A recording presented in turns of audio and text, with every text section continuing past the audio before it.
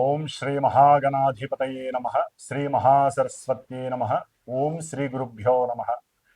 ఓం గురు బ్రహ్మ గురుర్విష్ణు గురుర్దేవో మహేశ్వరః.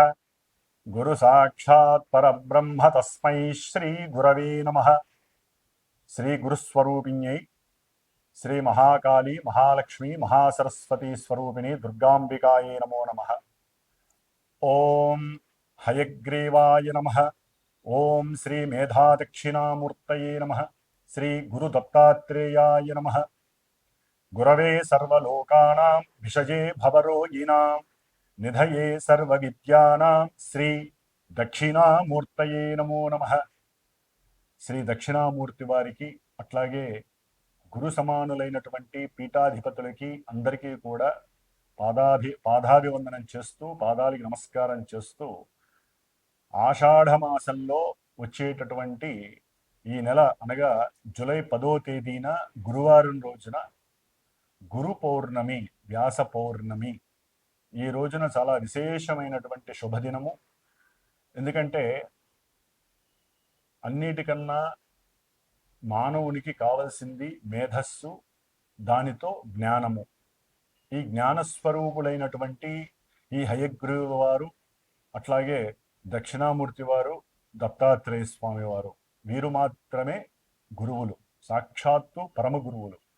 కాబట్టి వీరి పరంపరగా తర్వాత మనకున్నటువంటి గురువులు చాలామంది ఉంటారు. విద్యాపరంగా కావచ్చు, అనుభవపూర్వకంగా కావచ్చు, అది జ్యోతిష్య గురువులు కావచ్చు, విజ్ఞానపరమైనటువంటి సైంటిఫిక్ గురువులు కావచ్చు, లేకపోతే వ్యాపారపరమైనటువంటి గురువులు. మనకి జ్ఞానాన్ని అంటే చదువు రూపకంగా జ్ఞానాన్ని ఇచ్చేటటువంటి ఎటువంటి గురువునైనా సరే చక్కగా ఈ యొక్క గురు పౌర్ణమి రోజున ఆరాధించగలిగితే చాలా విశేషమైనటువంటి పుణ్యము కలుగుతుంది, అఖండమైనటువంటి జ్ఞాన సిద్ధి కలుగుతుందని చెప్పి శాస్త్రవచనం. కాబట్టి అందరూ కూడా ఈ ఆషాఢ మాసంలో వచ్చేటటువంటి జూలై 10వ తేదీన గురు పౌర్ణమి రోజున మీ మనసుకి నచ్చినటువంటి గురువులకి పాదాభివందనం చేసుకొని వారికి కాస్త వస్త్రదానం చేయవచ్చు, లేదా ఫలదానమైనా చేయవచ్చు. అన్నిటికన్నా అందరికీ ముఖ్యము తండ్రి. తండ్రే మొదటి గురువు, పరమ గురువు. కాబట్టి అవకాశం ఉన్నవాళ్ళు, తల్లిదండ్రుల దగ్గరగా ఉన్నటువంటి వారు తండ్రికి పాద నమస్కారం చేసుకుంటే అందరి గురువులు ఆయనతో సమానం అన్నమాట. కాబట్టి జీవపుత్రుడు ఆయనే జీవాన్ని ఇస్తాడు. కాబట్టి స్త్రీలైనా పురుషులైనా సరే తండ్రికి తల్లికి నమస్కారం చేసుకుని ఆ రోజున వారి ఆశీర్వచనం తీసుకున్నట్లే అందరి గురువుల యొక్క ఆశీర్వచనం మీకు లభిస్తాయి. ఆ తర్వాత దేవాలయాలకు వెళ్ళటం, ఆ దేవాలయాల్లో చక్కగా మనకి కావలసినటువంటి ఆ గురువు పరంపరలో ఉన్నటువంటి దక్షిణామూర్తి వారి గుడి కానివ్వండి, లేకపోతే దత్తాత్రేయుడి గురువు కానివ్వండి, వీళ్ళకి ఎవరికైనా నమస్కారం చేసుకోండి. వారికి సంబంధించినటువంటి శ్లోకాలు, స్తోత్రాలు ఉంటాయి, మంత్రాలు కాదు. వాటిల్ని చక్కగా ఒక 108 సార్లు కనుక జపం ఆచరించినట్లయితే శుభాన్ని కలుగజేస్తుంది. ఆ తదుపరి మరి మనము ప్రతి నెల మాసము కూడా అంతరిక్షంలో అన్ని గ్రహాలని, ముఖ్యంగా మన యొక్క భూమిని తన యొక్క ఆకర్షణ శక్తి చేత, బలము చేత తన చుట్టూ పరిభ్రమణం చేయించుకుంటూ ఉన్నటువంటి సూర్య భగవానుడి యొక్క సంక్రమణం యొక్క వేడుక. మరి మనకున్నటువంటి 2 ఆయనాలలో ఉత్తరాయణ పుణ్యకాలంలో 6 నెలలు మన యొక్క జీవితాన్ని గడుపుతూ వచ్చాం. ఇప్పుడు కర్కాటక రాశిలోకి ఈ యొక్క సూర్య భగవానుడు, సూర్యనారాయణ మూర్తి మనకి జూలై 16వ తేదీన మధ్యాహ్నం 3 గంటల ప్రాంతంలో చక్కగా స్వామివారు కర్కాటక రాశిలోకి అడుగు పెడుతున్నారు. మరి ఈ కర్కాటక రాశిలోకి ఈ యొక్క సూర్యుడు సంక్రమించినటువంటి సమయాన్ని మన శాస్త్రరీత్యా కనుక గమనించినట్లయితే దీనిని దక్షిణాయన పుణ్యకాలము అంటారు. అదే మకర రాశిలో కనుక సూర్యుడు ప్రవేశించినట్లయితే అది జనవరి 16, 14 తేదీల్లో వస్తుంది. దాన్ని ఉత్తరాయణ పుణ్యకాలం అంటారు. అది దేవతా కార్యక్రమాలకి, దేవతా ప్రతిష్టలకి, గృహప్రవేశాలకి, వివాహాలకి, ఉపనయనాలకి, ముఖ్యంగా ఉపనయన సంస్కారాలకి చాలా విశేషమైనటువంటి రోజులు ఈ యొక్క ఉత్తరాయణ పుణ్యకాలము. అయితే ఈ దక్షిణాయన పుణ్యకాలంలో అటు విష్ణుమూర్తి, ఇటు పరమశివుడు ఇరువురు కూడా ధ్యాన యోగంలో ఉంటూ ఉంటారు ఒక 4 నెలల కాలం. దాన్నే మనము చాతుర్మాస్య వ్రత దీక్ష అంటారు. అంటే భూలోకంలో కొంతమంది గురువులు మానవులు కూడా ప్రశాంతత కోసం జీవన్ముక్తి కోసమని ఈ చాతుర్మాస్య వ్రత దీక్షని పొంది చక్కగా ఆ యొక్క విష్ణు పరంపర శివ పరంపర దీక్షలో చక్కగా వారి యొక్క జీవితాన్ని గడుపుతూ ఉంటారు. అది ఎవరి అభిప్రాయం, ఎవరి ఇష్టాన్ని బట్టి వారు చేసుకోవచ్చు. అయితే ఈ యొక్క కర్కాటక రాశిలోకి సూర్యుడు సంక్రమించినటువంటి ఈ సమయము అనగా జూలై 16వ తేదీన మధ్యాహ్నం పూట అయింది కాబట్టి ఎవరైనా సరే మరుసటి రోజైనా సరే శ్రాద్ధ కర్మలు లేకపోతే వారి యొక్క పెద్దవాళ్ళకి చనిపోయినటువంటి పెద్దవాళ్ళకి ఏదైనా పితృకర్మల పరంగా చేసినటువంటి పిండ ప్రదానాలు ఇలాంటివి చేసుకోవటం వలన వారికి చక్కగా అనంత లోకాలలో విష్ణు సాన్నిధ్యము కలిగే అవకాశము, వైకుంఠ ప్రాప్తి కలిగే అవకాశం ఉంటుంది. అట్లాగే ఈ యొక్క కర్కాటక రాశిలోకి సూర్యుడు ప్రవేశించినటువంటి రోజు నుంచి 6 నెలల కాలము దక్షిణాయన పుణ్యకాలం ఉంటుంది. ఈ దక్షిణాయనంలోనే మనకి చక్కగా మానవుడు మోక్షాన్ని పొందటానికి, జ్ఞానాన్ని ఆర్జించటానికి కావలసినటువంటి అమితమైనటువంటి జ్ఞాన సంపద పూజల ద్వారా, వ్రతాల ద్వారా, హోమాల ద్వారా, ఎన్నో రకాలైనటువంటి దైవ పూజల ద్వారా చేసుకునే అదృష్టము కలిగే అవకాశం ఉంటుంది. కాబట్టి ఈ యొక్క ఈ యొక్క కర్కాటక రాశిలో ఉన్నటువంటి సూర్యుడు ప్రవేశించిన తర్వాత 6 నెలల కాలము కూడా చక్కగా మానవులందరూ కూడా మనకు వచ్చేటటువంటి గణపతి నవరాత్రుల దగ్గర నుంచి అన్నీ కూడా దైవానికి సంబంధించినటువంటి కార్యక్రమాలు. ఎందుకంటే ఇక్కడ వర్షాకాలము, శీతాకాలం అనేది మానవుని యొక్క ఆరోగ్యం పైన ప్రభావం చూపిస్తుంది కాబట్టి దైవానికి సంబంధించినటువంటి ఆరాధనలు, స్తోత్ర పారాయణలు, అర్చనలు చేయటం ద్వారా చక్కటి ఆరోగ్యము, మనఃప్రశాంతత, కార్యసిద్ధి కలిగి జ్ఞానానికి, మోక్షానికి కూడా కలగడానికి అవకాశం ఉంటుంది. కాబట్టి మనకి ఈ యొక్క జూలై 16వ తేదీ నుండి ఆగస్టు 17వ తేదీ వరకు కూడా సూర్యుడు కర్కాటక రాశిలోకి ప్రవేశించే సమయంలో, ప్రవేశించిన రోజు నుంచి ఈ నెల కాలము కూడా మేషాది మీనరాశి పర్యంతం ఉన్నటువంటి 12 రాశుల వారికి, అట్లాగే ఆ రాశుల్లో ఉన్నటువంటి నక్షత్రాలు 27 నక్షత్రాల వారికి, అవి ఈ రెండు తెలియనటువంటి నామ నక్షత్ర జాతకులకి ఏ విధంగా ఉంటుందో తెలుసుకునే ప్రయత్నంలో ముఖ్యంగా వినేటటువంటి శ్రోతలు ఒకటి గుర్తుంచుకోవాలి. ఏదైనా సరే ప్రస్తుత కాలంలో గోచారంలో గ్రహాలు ఆకాశంలో ఈ రాశుల్లో ఈ నక్షత్రాలలో సంచరించే సమయంలో ప్రపంచంతో పాటుగా, అంతరిక్షంతో పాటుగా మానవుల మీద కూడా ఆ ప్రభావాన్ని చూపిస్తుందని మాత్రమే అర్థం చేసుకోండి.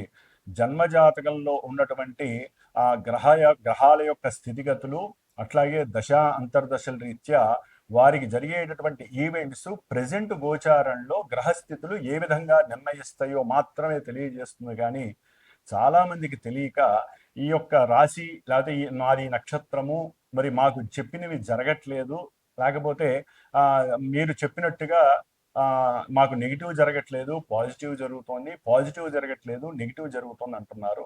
ఇది ఎక్కడా కూడా వారికి సంబంధం ఉండదు. జస్ట్ ఆ యొక్క కిరణాలు వారి మీద పడి కొంతవరకు ప్రభావాన్ని చూపిస్తాయే తప్ప ప్రత్యేకించి మొత్తము కూడా మేము చెప్పిన విధంగానే జరుగుతుంది అని ఎక్కడా కూడా శాస్త్ర నిర్ణయం లేదు.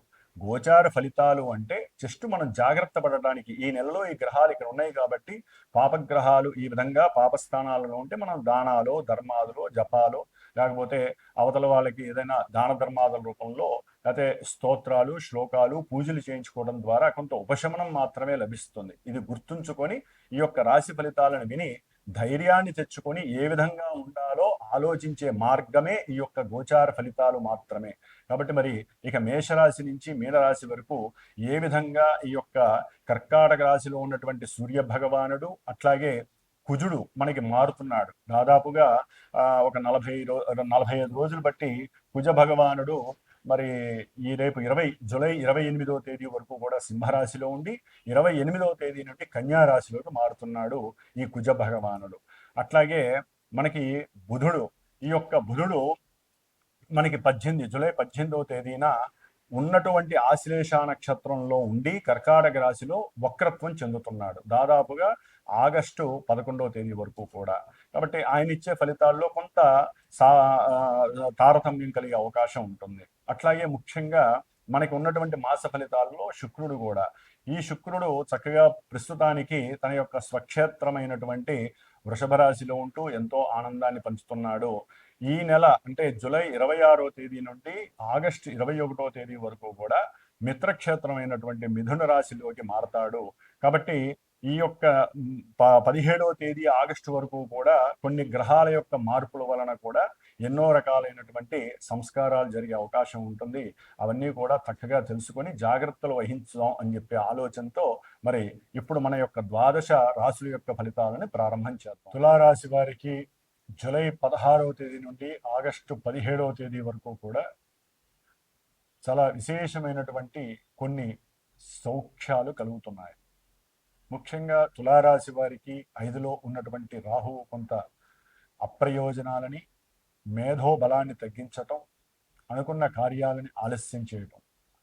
6లో ఉన్నటువంటి శని భగవానుడు ఈ నెల 13వ తేదీ నుండి వక్రించి కాస్త 5వ భావానికి సంబంధించినటువంటి ఫలితాలను కూడా కొంతవరకు ఆయన ఇవ్వటం ద్వారా అనుకున్న కార్యాలయందు అంటే ఉద్యోగ ప్రయత్న కార్యాలయందు కొంత ఆలస్యాలని కలుగజేయడం, అట్లాగే శత్రువులు మళ్ళీ కాస్త వీరి వైపు తిరిగి చూడటం, దాని ద్వారా వీరికి ఉన్నటువంటి ఆలోచన శక్తి తగ్గటం, అనుకున్న కార్యాలని సరైన సమయంలో చేయలేకపోవటం ఈ యొక్క శని రాహుల వలన కలుగుతూ ఉంటుంది.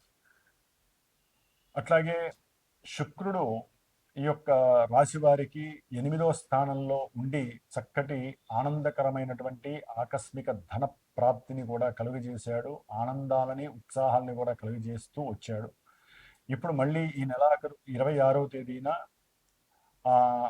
ఈ తులారాశి వారికి ఆకస్మిక ప్రయాణం ద్వారా కొంత ధన లాభాదుల్ని, తండ్రి ద్వారా భాగ్య లాభాదుల్ని కలుగజేస్తూ ఉంటారు. బంధువులతో మాట ముచ్చట్లు కలియడం ద్వారా, లేకపోతే ఆకస్మికంగా కనిపించేటటువంటి కొంతమంది స్త్రీల వలన వ్యాపారము, ఉద్యోగ విషయాలలో వీరు సంఘటితమైనటువంటి సమాలోచనలు చేయటం, వారితో వీరికి ఉద్యోగ ధర్మం గురించి స్వార్థంగా మాట్లాడటం ద్వారా చక్కటి లాభ ప్రయోగం కలుగుతుంది. అంటే ఉద్యోగాల కోసం వీరు తెలియకుండానే ప్రయాణాలు చేసేటప్పుడు ఎవరో ఒకరు పరిచయం అవటం, పెద్దవాళ్ళు కావచ్చు, స్త్రీలు కావచ్చు, పరిచయం అవటం, ఆ పరిచయం ద్వారా వీరికి చక్కటి మాట కలిసి ఉద్యోగము లేదా వ్యాపారము వీటి యందు ఒకరి అభిప్రాయాలు ఒకరి కలవటం, వీరి మీద గౌరవ మర్యాదలు పెరగటం ద్వారా, కలిసి చేయటం ద్వారా, లేదా వీరికి అవకాశాలు ఇప్పించటం అనేటటువంటి వాటి ద్వారా చక్కటి ధనలాభం అనేది కనపడుతోంది తులారాశి వారికి. ముఖ్యంగా గురువు యొక్క దృష్టి కూడా ఉండటం ద్వారా కొన్ని ఆలోచనలు వీరు కనుక జాగ్రత్తగా పరమేశ్వరుణ్ణి నమ్మి చేస్తే కనుక చక్కటి ధనలాభము, ఆలోచనల యందు నిమగ్నత, సమర్థత వీరికి కనిపిస్తోంది. అయితే ఈ నెలాఖరు వరకు 28వ తేదీ వరకు ఇప్పటి వరకు కుజకేతువుల యొక్క సంబంధం తులారాశి వారికి లాభంలో ఉండటం ద్వారా ఎంతో లాభకరంగా జరిగినప్పటికీ ఇప్పుడు ఈ కుజుడు 12వ స్థానంలో కన్యారాశిలోకి రావడం ద్వారా కాస్త జాగ్రత్తగా మాట్లాడండి. మాట్లాడే మాట ముఖ్యంగా బంధువులు కావచ్చు, బంధువులతో కావచ్చు, ఉద్యోగ విషయంలో కావచ్చు, ఎక్కడా కోపావేశాలు కానీ అగ్రెసివ్నెస్ కానీ రానిమాకండి. ఒకవేళ అది వస్తే కనుక ఉన్న ఉద్యోగము పోతుంది, లేదా మార్పన్న కలుగుతుంది. మిమ్మల్ని తీసేసి ముఖ్యంగా పోలీస్ వ్యవస్థలో చేసే వాళ్ళకి, మిలిటరీ వ్యవస్థలో చేసే వాళ్ళకి కొంచెం ఇబ్బంది, అభాస్పాలవ్వటం, అవమానాలు పొందటం, ఉన్న చోటు నుంచి దూరంగా పంపించటం, ఇలాంటివి కూడా జరిగి మానసికంగా గృహంలో సౌఖ్యాన్ని కోల్పోయే పరిస్థితి కలుగుతుంది. కాబట్టి మీ మాటే మీకు అంటే మీ మాట ఏంటంటే కొంచెం అమితమైనటువంటి ధైర్యము, సాహసము కనిపిస్తూ ఉంటుంది. అది అంత మంచిది కాదు. ఒద్దికగా ఓపికగా మాట్లాడటం అనేది చాలా జాగ్రత్త పడండి, లేదా ధన నష్టం కూడా కలుగుతుంది. మీరు మాట్లాడే మాట వలన ధన నష్టం, వ్యాపారపరంగా భాగస్వాముల మధ్య కాస్త కొట్లాటలు, లేకపోతే కోర్టు కేసులు యందు మీరు వ్యాపారపరంగా సముచితమైనటువంటి ఆర్థికపరమైనటువంటి విషయాలలో కొంత ఇబ్బందులు కలగడం ద్వారా, మోసపూరితమైనటువంటి ఆలోచనల ద్వారా ఒకరికొకరు అవమానించుకోవటం, అనుమానించుకోవటం, గొడవలు పడటం, దాని ద్వారా తీసుకెళ్లి కోర్టులో కేసు వేయటం, వ్యాపార స్తంభించటం, ఇలాంటివి జరిగే అవకాశం ఉంటుంది. జాగ్రత్త పడండి కుజుడు వలన. అట్లాగే లాభాధిపతి అయినటువంటి రవి దశమంలో రావడం ద్వారా మీరు కోరుకున్న ఉద్యోగం లేకపోయినా ఏదో ఒక ఉద్యోగ ధర్మం మీకు కలగటం, ఉద్యోగంలో కాస్త లాభం కలగటం, అంటే ఉద్యోగ లాభం కలగటం, దాని ద్వారా చక్కటి ఆనందకరమైనటువంటి విశేషమైనటువంటి ధనలాభం కలగటం, తండ్రికి కాస్త ధనం పంపించటం, తండ్రికి ధనాన్ని సహకారం చేయటం, ఇలాంటివి చక్కగా జరిగే అవకాశం ఉంటుంది. బంధుమిత్రులతో మంచి వినోద గోష్ఠి, అట్లాగే మీకున్నటువంటి జ్ఞానాన్ని, అట్లాగే బుద్ధిని, తెలివితేటల్ని వ్యాపారంలో కానీ ఉద్యోగంలో కానీ ప్రదర్శించడం ద్వారా ఉద్యోగంలో స్థిరమైనటువంటి అభివృద్ధి కలగడానికి మీకు మీరే అనుకూలతలు కలుగజేసే అవకాశం కలుగుతోంది. ఏదేమైనప్పటికీ తులారాశి వారికి ఉద్యోగ లాభం కలుగుతోంది. చక్కటి ఉద్యోగం ద్వారా ధనలాభం కలుగుతోంది. విదేశాల్లో ఉన్నటువంటి వారికి ఉద్యోగంలో కంపల్సరీ కీర్తి ప్రతిష్టలు పెరుగుతున్నాయి.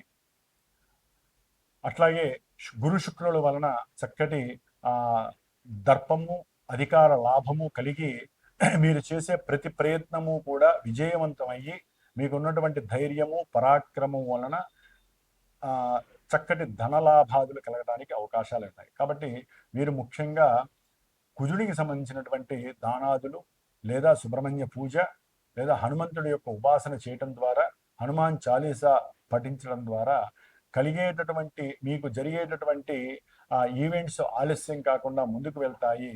ఆలోచన శక్తి నశించకుండా వీరు మిమ్మల్ని కాపాడే అవకాశం ఉంటుంది. కుజగ్రహ స్తోత్రాన్ని చదవండి. హనుమంతుడి ఉపాసన చాలీసా కావచ్చు, హనుమంతుడి దండకాన్ని అయినా సరే, హనుమంతుడి నామస్మరణ అయినా సరే చేయడం ద్వారా మీకు శుభం కలగడానికి అవకాశాలు ఉన్నాయి. ఏంటంటే అలాగే జూలై 13వ తేదీ నుండి కూడా నవంబర్ 28వ తేదీ వరకు కూడా శని మహానుభావుడు మీనరాశిలో తన యొక్క సొంత నక్షత్రంలో ఉంటూ ఆయన వక్రత్వాన్ని పొందుతున్నాడు. ఈ వక్రత్వం వలన కొన్ని రాశుల వారికి జరిగేటటువంటి కొన్ని అనర్థాలు, ఇబ్బందులు తొలగిపోయి కొంతవరకు ఆయన యొక్క స్థానస్థితి, దృష్టులు తొలగటం ద్వారా వారికి శుభాలు కలగడానికి అవకాశం ఉంటుంది. శుభాలు కలుగుతున్న కొన్ని రాశుల వారికి ఆయన యొక్క వక్ర దృష్టి, వక్రగ్రహ స్థితి వలన కొన్ని ఇబ్బందులు కలగడానికి కూడా ఆస్కారాలు ఉండే అవకాశాలు ఉన్నాయి. కాబట్టి జూలై 13వ తేదీ నుండి శనిగ్రహ వక్రత్వం, పాపగ్రహ వక్రత్వం కొంత అటు ప్రపంచానికి అట్లాగే కొంతమంది రాశులకి కూడా కొన్ని ఇబ్బందులని, విపత్తులని, అనర్థాలని కలుగజేయడానికి అవకాశాలు ఉన్నాయి. ముఖ్యంగా ఈ శని మహానుభావుడు జూలై 28 నుండి దాదాపుగా మనకి కుజుడు సెప్టెంబర్ 13వ తేదీ వరకు కూడా కన్యారాశిలో ఉండటం ద్వారా ఈ రెండింటికి కూడా సమసప్తమగ దృష్టి, కుజుడు శని కుజుడిని చూడటం ద్వారా ఎన్నో రకాలైనటువంటి ఉపద్రవాలు కలగడానికి అవకాశాలు ఉన్నాయి. ముఖ్యంగా మనకి దగ్గరలో ఉన్నటువంటి ఆంధ్రప్రదేశ్ లాంటి రాష్ట్రాలలో ఎన్నో ఇబ్బందులు కలగటానికి ఆస్కారాలు ఎక్కువగా ఉన్నాయి. ప్రపంచంలో కూడా కొన్ని బీభత్సాలు, వరదలు, ఉప్పెనలు, అట్లాగే కొన్ని అగ్నిపర్వతాలు బద్దలబట్టం, లావా వలన కొంత జన నష్టము, ఇట్లా ఎన్నో రకాలైనటువంటి సమస్యలు అయితే ఉండటానికి అవకాశాలు ఎక్కువగా ఉన్నాయి. అట్లాగే మనకి ఇప్పుడు ప్రెజెంటు ఈ జూలై 15వ తేదీ నుండి కూడా దాదాపుగా జూలై 15 నుండి మనకి ఒక 15 రోజులు, 16 రోజులు అంటే ఆగస్టు ఫస్ట్ వీక్ వరకు కూడా కాలసర్ప యోగ దోషము, అంటే గ్రహాలన్నీ కూడా సింహరాశి నుంచి కుంభరాశి మధ్యలోనే ఉండటం ద్వారా కొన్ని ఇబ్బందులు కలగటానికి అవకాశం ఉంది. అంటే మీకు సింహరాశి నుంచి దాదాపుగా కుంభరాశి వరకు ఏ గ్రహము కూడా ఆ యొక్క రాశిలో లేకపోవడం వలన కొన్ని రాశుల వారికి ఈ భావాలలో గ్రహాలు ఏది లేకపోవడం వలన ఆ గ్రహాలు ఇచ్చేటటువంటి భావాలు దెబ్బతినే అవకాశం ఉంటుంది. కాబట్టి అందరూ కూడా సుబ్రహ్మణ్యేశ్వర స్వామి వారి యొక్క ఆరాధనని మాత్రం మర్చిపోకుండా చేసుకోవటం ద్వారా కొన్ని ఉపద్రవాలని, ఇబ్బందుల్ని తొలగించుకునే అవకాశం ఉంటుంది. అట్లాగే దాదాపుగా 41 రోజులు మా యొక్క శ్రీమాత జ్యోతిషాలయ పీఠంలో నా ద్వారా నేను చేస్తున్నటువంటి ఈ యొక్క సుబ్రహ్మణ్యేశ్వర స్వామి వారి యొక్క పూజలు, కుజరాహు కేతువుల యొక్క దోష పూజలు దాదాపుగా 30 రోజులు పూర్తయి ఈ యొక్క జూలై 20వ తేదీన హైదరాబాద్లో మా పీఠంలో సుబ్రహ్మణ్య పాశుపత హోమంగా నవగ్రహ హోమము, లక్ష్మీ గణపతి హోమము, అంటే ఈ గ్రహాల యొక్క అనుసంధానంతో ఎవరైతే కొంతమంది యొక్క నక్షత్రాలు, రాశులు, దశాంతర్దశలు జరుగుతున్నాయో వీరికి సంబంధించినటువంటి పూజలు జరుగుతున్నాయి. వారికి హోమం కూడా జూలై 20వ తేదీన నిర్వహించడం జరుగుతుంది ఉదయం పూట.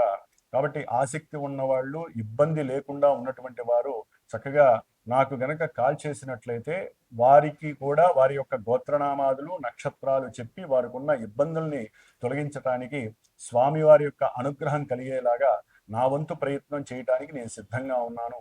కాబట్టి ఎవరైనా సరే చేయించుకోలేనటువంటి వారు వారి ఇంట్లో కానీ దేవాలయాల్లో కానీ చక్కగా సుబ్రహ్మణ్యేశ్వర స్వామిని మాత్రం ఈ యొక్క ఆగస్టు 2-3 తారీఖుల వరకు కూడా ఆయన ఆరాధన చేసుకోవడం ఉత్తమం, పరమోత్తమంగా భావించి ఓం దుర్గా గణపతయే నమః, ఓం స్కంద గణపతయే నమః అనేటటువంటి ఆ మంత్రాన్ని గనక జపిస్తూ ఉంటే ఆ రాశుల వారికి ఇబ్బందులు కలగకుండా ఉంటాయి. పూర్వము ఒక 30 డేస్ ముందు మనం చెప్పుకున్నటువంటి కొన్ని రాశుల వారు అనగా మేషము, అట్లాగే వృషభము, కర్కాటకము, సింహము, కన్య, వృశ్చికము, మకరము, కుంభము ఈ రాశుల వారు, అట్లాగే కుజ మహర్దశ, కేతు రాహు అంతర్దశలు మహర్దశలు జరుగుతున్నవాడు, కుజ నక్షత్రాలైనటువంటి మృగశిర, అట్లాగే మృగశిర, చిత్త, ధనిష్ట నక్షత్ర జాతకులు, ఆరుద్ర, స్వాతి, శతభిష రాహుగ్రహ నక్షత్ర జాతకులు, అశ్విని, మఖ, మూల కేతు నక్షత్ర జాతకులు, వీరందరికీ కూడా కుజ రాహు కేతువుల యొక్క సంయోగము, సమ్మేళనం వలన కాలసర్ప యోగ దోషాలు, కుజదోషాలు, ఎన్నో వివాహ ఆటంకాలు, గర్భ విచ్ఛిన్న దోషాలు, రాహుకేతువుల యొక్క సర్పగ్రహ బాధలు తొలగిపోవటానికి మరి హైదరాబాద్లో శ్రీమాత జ్యోతిషాలయ పీఠంలో నా చేత ఆల్రెడీ జరుగుతున్నాయి. ఈ గ్రహాలకి జపములు, సర్ప సూక్త జపము, అట్లాగే స్వామివారు సుబ్రహ్మణ్య క్షేత్ర దర్శనాలు కూడా అయిపోయినాయి, 6 క్షేత్ర దర్శనాలు. ఇప్పుడు ఈ నెల జూలై 20వ తేదీన కృత్తికా నక్షత్రము ఆదివారం రోజున హైదరాబాద్లో చివరగా శాంత్యర్థమై సుబ్రహ్మణ్య పాశుపత హోమం జరుగుతోంది. దీంట్లోనే గణపతి, లక్ష్మీ గణపతి, నవగ్రహ నక్షత్ర సహితముగా సర్పసూక్త, మన్యసూక్త సహితంగా సుబ్రహ్మణ్య పాశుపత హోమం జరుగుతోంది. కాబట్టి ఎవరైనా ఈ ఇబ్బందులు ఎవరైతే పడుతున్నారో వారు నాకు గనక ఫోన్ చేసి సంప్రదించినట్లయితే హోమానికి చాలా తక్కువ స్వల్ప దక్షిణతో ఆ యొక్క సుబ్రహ్మణ్య అనుగ్రహాన్ని పొందే అవకాశము స్వీకరిస్తారని ఈ యొక్క మెసేజ్ చేయడం జరుగుతోంది. ఓం శరవణ భవాయ నమః.